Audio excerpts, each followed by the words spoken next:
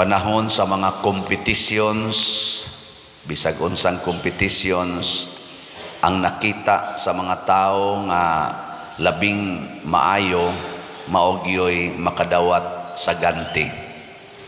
Pero sa kompetisyon sa kabalaan ug didto sa langit, ang makadawat sa ganti kadtong nagbuhat og maayo nga dili makita sa mga tao. Ana, pananglitan, kanang lawas sa babay, maayo na, dili. Nay ubang mga babay, i-display og maayo ilang lawas, wala na nay ganti, peligro na nang maimpierno. Mao na, kung gusto ka o sa kababay nga gantihan ka dito sa langit, tabuni ang imong lawas nga nindot. Di ba? Kay ang Ginoo mo ganti man sa tago. Kanang pagampo, paghatag og limos, pagpalit og slat, unsa man na, maayo na, dili. Nagbuhat mo ana wa. Kana ayaw na mo pagpa-recognize, mutabang ganita, ayaw na pagpabasa gyud sa imongan. Muna dinis ato, sige lang tag-announce, pila na ka book slots ang nahalin, pero wa gid ta mag-announce og mga slaughters, no? O na ngano man, tabangan nato nga matagaan taggantis Ginoo, kay kadtong iyang gitaguan ang iyang mga maayo nga mga buhat og mga huna-huna, maotoy gantihan sa Ginoo. Ingkaw niya padiringon man diha takpan ang lawak ug magampo, kita din hibagting pamanhinuos kampana nya kita man kaita. Unsa man ni? Sukwahi ini sa gisultis Ginoo o dili? Ngano man? Ato nang sirad ang pultahan.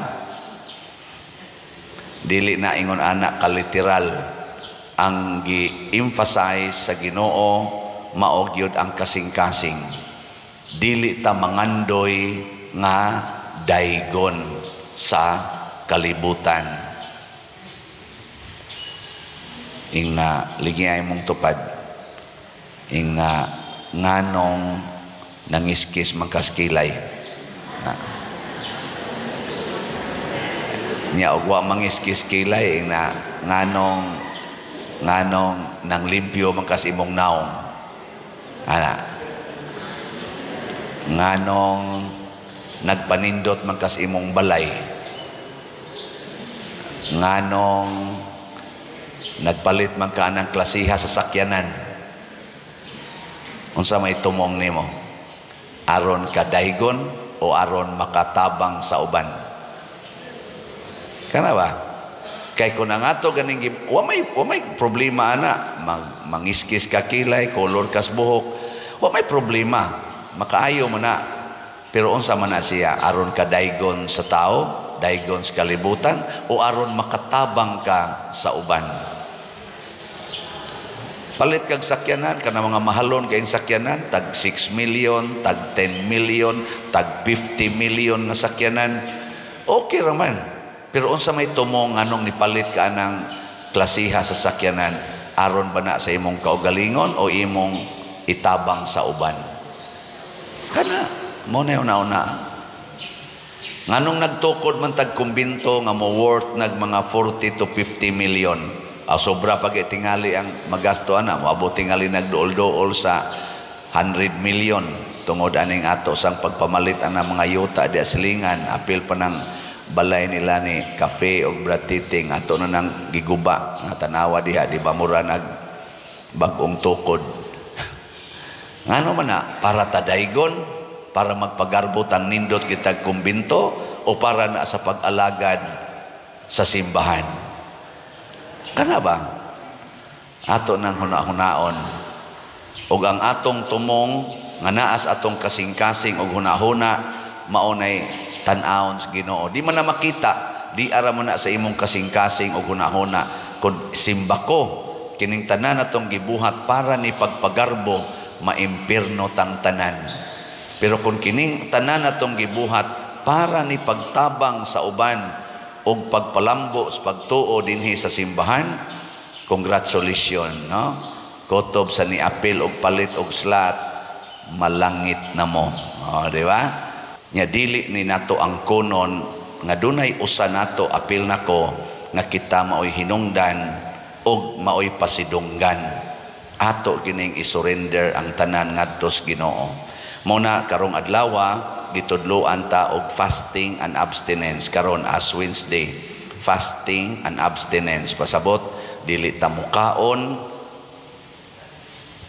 nya di sa ta mukaon og karne.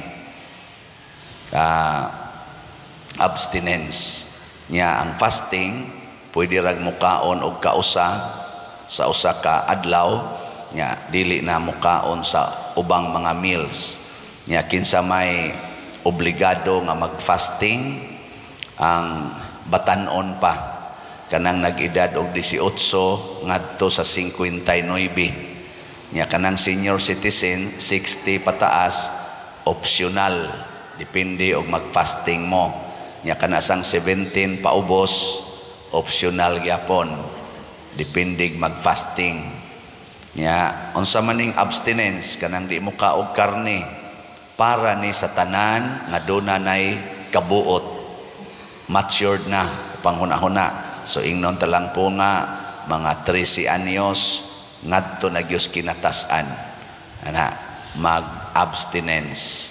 Matod pagay diri sa unang pagbasa hasta pagani ang mga buntis hasta pang mga bag-ong kinasal hala malandong ta. Unya kanini ang atong himuon ang abstinensya og puasa karon Miyerkules Sabadlis og sa Biyernes Santo. Nya kung gusto kitang ma-perfect og malaw mga atong pagtuo, pwede kitag mag-fasting and abstinence sa tanang mga Biyernes. Pero ang abstinensya para gyud sa tanang Biyernes sa Kwaresma o sa tibuok tuig, gi-encourage kita nga doon na kita'y abstinensya. Kana bang pagpugong sa kaugalingon, di mga og karne. Unya kung gusto kitang dili kita makatilaw kita atong 40 ka adlaw nga si Kristo nagpuasa og abstinensya, kinsay makahimo ana, ayaw mo pangaon og solid nga pagkaon suhod aning gikan karon didto na mukaon ini ka Easter Sunday. Ana, tistingi og daghan pa bang manimba inig abot anang Easter. Basin nas tampari dili na makamisa, no? Pero naman gyud makahimo ana, depende lang. Pero ayaw na himuang nga pagpagarbo nya mingon ka yes, success, dili pagpalandong paggisi sa kasing-kasing. Matod pa ni Propeta Joel, gisian ang inyong kasing-kasing. Matod pa ni San Pablo sa ikaduhang pagbasa, o San Pablo ba to? Balik sa Ginoo, pakighiuli sa Ginoo, kay mga makasasala ta. Ang Ginoo nga way sala, miambit sa atong sala, muambit unta ta sa iya sang kabalaan pinaagis pagbiya sa atong mga sala. Mo nang nitubag ta sa atong salmo, maluoy ka Ginoo, kay nakasala kami. Lingias katapusan ang imong tupad. Ing na pariharata, pulos tasadaan. Ing na ba? Ing na don't worry, parihasrata, pulos tasadaan. Ana, no? Sige. Manindog na ta. Ato karong himuon ang pagbadlis. Ang inyong buhaton, mulinya ra diha, murag pangalawat gyapon, no? Linyag duha diha, linya sa diri-ari para sa atong pag-impose ato karong bendisyonan ang atong mga abo. Na.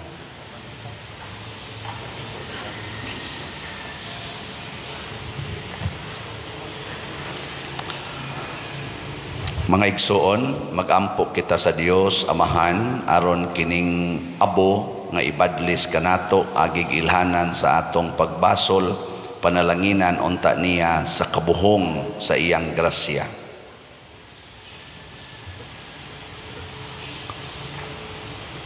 O Dios, nagtinguha ikaw nga makabig ang makasasala dili nga mamatay siya. Dungga kining among mga pag-ampo, panalangini tungod sa imong gugma, kining abo nga ibadlis kanamo.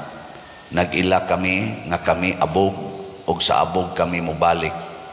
Pinaagi sa maong kasibot sa mga buhat sa Kwaresma, makakabot unta kami sa pasaylo sa among mga sala, og makabag-o sa among kinabuhi, sumala sa gilarawan sa imong anak nga nabanhaw. Pinaagi ni Kristo nga among Ginoo. Amen.